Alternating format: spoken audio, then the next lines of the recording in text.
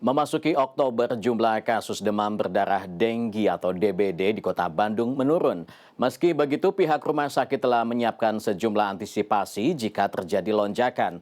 Dinkes Kota Bandung pun meminta masyarakat agar mewaspadai DBD karena sudah masuk musim hujan.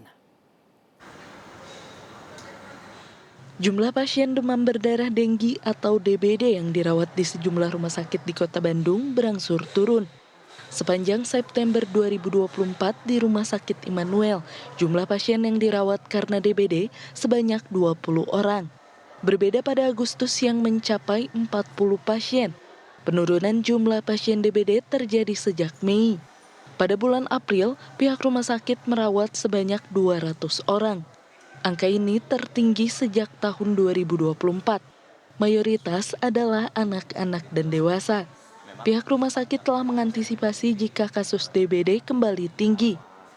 Kalau untuk di Rumah Sakit Immanuel sendiri, untuk pelayanan kasus demam berdarah itu tergantung daripada kasusnya ya. Kalau itu kasus anak, maka kami akan menempatkan di kamar pelayanan anak. Tapi kalau untuk kasus dewasa, maka akan dirawat di ruang perawatan dewasa seperti biasa. Tapi jikalau terjadi lonjakan nanti, kami sudah mempersiapkan mengalokasikan 2 tempat. Jadi jika terjadi lonjakan, jadi kita akan penuhi dulu satu lokasi. Jika lokasi ini sudah penuh, maka akan beralih ke lokasi yang lain. Kondisi yang sama juga terjadi di Rumah Sakit Umum Daerah Kota Bandung. Sejak Mei, jumlah pasien yang dirawat di rumah sakit ini terus menurun. Pada April, RSUD Kota Bandung merawat sebanyak 153 pasien DBD. Angka itu menjadi yang tertinggi, namun terus mengalami penurunan. Sepanjang Agustus ada sebanyak 57 orang. Lalu pada September ada 29 orang.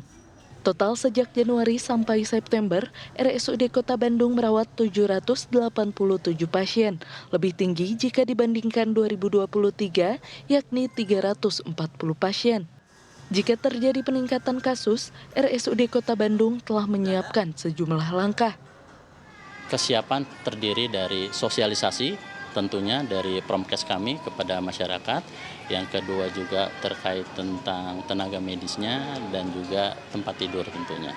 Ya, terkait tentang jumlah tempat tidur apabila sudah dianggap penuh, memang kita ada sistem yang disebut dengan sisrut, dengan kita melakukan rujukan kepada rumah sakit lain yang sekiranya masih ada tempat untuk pasien itu dirawat. Kepala Dinas Kesehatan Kota Bandung, Anhar Hadian mengungkapkan, sepanjang Januari hingga September 2024, jumlah kasus DBD di Kota Bandung mencapai 6.856 kasus. Angka ini jauh lebih tinggi jika dibandingkan periode yang sama pada 2023, yakni 1.580 kasus. Namun sejak 4 bulan terakhir sudah terjadi penurunan.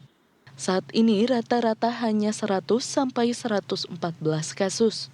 Pun begitu, berkaca pada April yang menjadi puncak kasus DBD di Kota Bandung, dengan tingkat keterisian tempat rawat inap di rumah sakit mendekati 90%, Dinkes Kota Bandung telah mengantisipasi jika kembali terjadi peningkatan. Kami menginstruksikan ke rumah sakit tidak boleh menolak pasien, di UGD-nya terutama. Kemudian apabila memang penuh, kewajiban rumah sakit mencarikan rumah sakit lain untuk dirujukan. Jadi tidak boleh pasien itu mencari sendiri. Ini memang sebuah tantangan, tapi alhamdulillah ya di Kota Bandung saya pikir progresnya bagus sekali. Rumah sakit juga berupaya ketika memang sedang padat, sedang penuh tempat tidurnya, mereka pasti akan berupaya mencari rumah sakit yang lain. Ada aplikasi untuk mengatur hal tersebut. Anhar menambahkan, untuk menekan angka kasus DBD di Kota Bandung, terlebih saat ini sudah memasuki musim penghujan, pihaknya bersama unsur kewilayahan dan masyarakat gencar melakukan pemberantasan sarang nyamuk. Sebab menurutnya, strategi terbaik penanggulangan DBD bukan dirawat di rumah sakit atau fogging, tetapi melalui 3M. Tim Liputan, CNN Indonesia, Bandung, Jawa Barat.